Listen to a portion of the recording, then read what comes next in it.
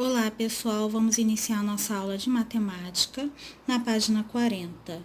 É hora de ler e interpretar gráficos de setores.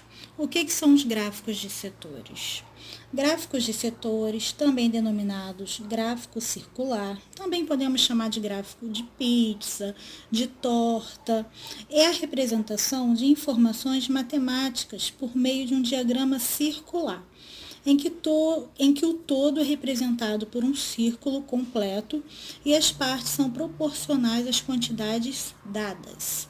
Ao observar um gráfico de setor, gente, vocês vão perceber os elementos básicos desse gráfico, que são título, data e fonte, que fica aqui na parte inferior do gráfico, e a legenda, que são os elementos correspondentes do gráfico. Ok?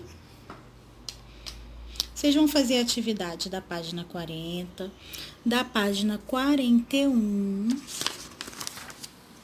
da página 42 e um pedacinho aqui da 43 até a letra E. Vamos iniciar a unidade 2 com relações presentes nos poliedros. Vocês vão observar aqui nas imagens que muitas delas têm relação com o nosso dia a dia em relação aos poliedros, como é o caso do favo de mel, né? E da Praça dos Três Poderes em Brasília, onde a gente percebe que essas imagens têm relação com essas figuras, com esses sólidos geométricos. Só para relembrar, o que são os poliedros? São sólidos geométricos com superfícies planas, que se chamam faces. E o que é não poliedro? Não poliedro são sólidos geométricos com superfícies curvas ou curvas e planas, como é o caso aqui das bolinhas de gude.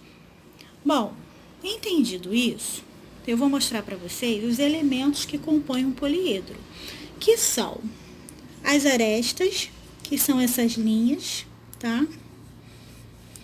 Os vértices, que são os cantinhos, e as faces. Esses são os elementos, os três elementos que compõem o poliedro, ou seja, um sólido geométrico. Vocês vão fazer a página 47, vão fazer a página 48, página 49, página 50. Aqui na página 50, para vocês poderem fazer, vocês vão precisar de uma explicação que eu vou dar aqui atrás, na página 51, que eu vou explicar para vocês o que é a relação de Euler. Então, vamos lá. Há uma relação entre os números dos três elementos básicos dos poliedros, que são as faces, os vértices e as arestas. Em um poliedro, ao somar os números de faces e vértices, o valor é igual à soma de 2 ao número de arestas. Então, a gente tem aí essa fórmula, tá, gente? F mais V igual a A mais 2, ou A igual F mais V menos 2, tá? A letrinha F significa face, o V vértice e o A aresta. Aqui vocês vão encontrar atividades, tá? Para vocês fazerem essa relação de Euler. E eu vou estar explicando para vocês aqui o passo a passo de como fazer, porque eu fiz um exemplo aqui, para não fazer atividade, né, para vocês poderem fazer, eu fiz um exemplo à parte. Então, vamos lá. Um poliedro que tem 8 vértices e 6 faces. Quantas arestas tem esse poliedro? Eu vou utilizar a minha fórmula, F mais V igual a A mais 2. Então, quantas faces eu tenho? 6. Então, 6 mais quantos vértices eu tenho? 8. Igual, eu tenho um número de arestas? Ainda não. Então, repito, a letrinha A de aresta, mais 2. Aqui embaixo, eu somo o número de faces com o número de vértices, que eu vou chegar a 14. Igual, já tenho o número de arestas? Ainda não. Repito, A, mais 2. Quando eu chego nessa parte aqui, o que eu vou fazer?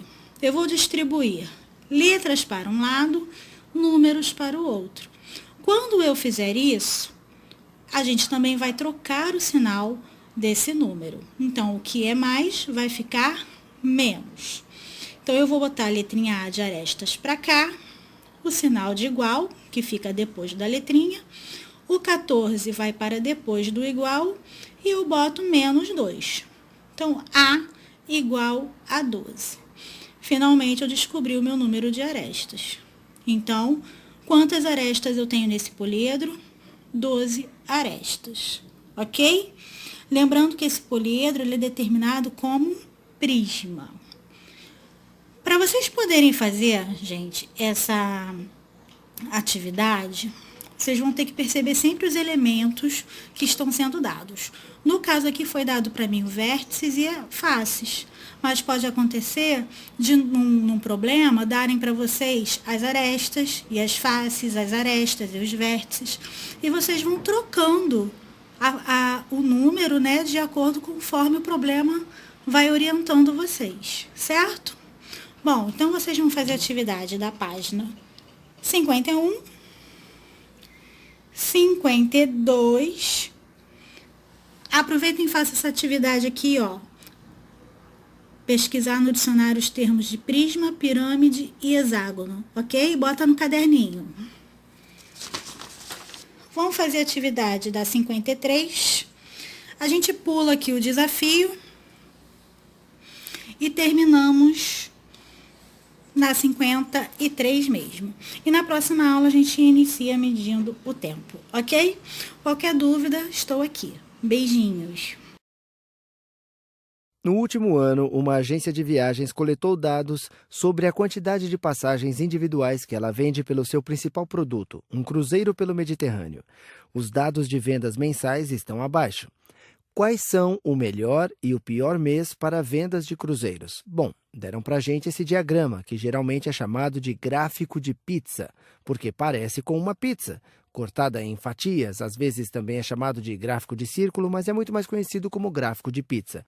E eles mostram suas vendas mensais de passagens assim. Cada uma dessas fatias representa as vendas num determinado mês. Por exemplo, essa fatia azul mostra as vendas em janeiro. E da forma como o gráfico de pizza é feito, cada fatia é maior ou menor de acordo com a fração representada no todo. Por exemplo, dizem que em janeiro venderam 18% das vendas totais do ano. Isso só em janeiro. Então, se somar todas as porcentagens, tem que totalizar 100%. E não só mostram que venderam 18%, como também mostram que a área dessa fatia tem que ser 18% da área de toda a pizza. Exatamente 18% da pizza. Se você fosse comer essa fatia, comeria 18% da pizza. Assim, com isso explicado, vamos pensar nas perguntas. Quais são o melhor e o pior mês para vendas de cruzeiros? O melhor mês, obviamente, é o que tem a maior porcentagem de vendas vendidas. E, na realidade, comecei com janeiro. E se você... E é isso que é legal em gráficos de pizza, nem precisa ver os números. Janeiro praticamente salta aos olhos como a maior fatia da pizza. Se você não olhasse para os números ou não soubesse ler, só de olhar já saberia. Se alguém perguntar qual é a maior fatia da pizza, você responde na hora. Essa aqui é a maior fatia. Sendo assim, este é o melhor mês para vendas de cruzeiros porque venderam 18%. Você vê 18% é maior do que todas as outras porcentagens aqui.